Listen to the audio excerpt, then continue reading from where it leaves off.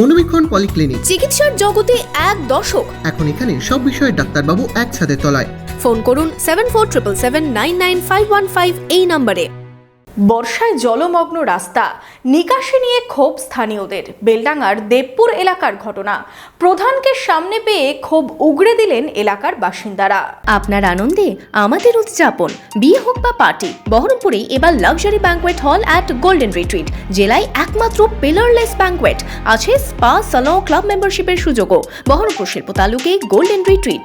বৃষ্টির জলে জলমগ্ন এলাকা, বেলডাঙ্গার দেবপুর এলাকায় প্রধানকে সামনে পেয়ে ক্ষোভ উগরে দিলেন এলাকার বাসিন্দারা। নিকাশি নিয়ে ক্ষোভ উগরে দিলেন স্থানীয়রা।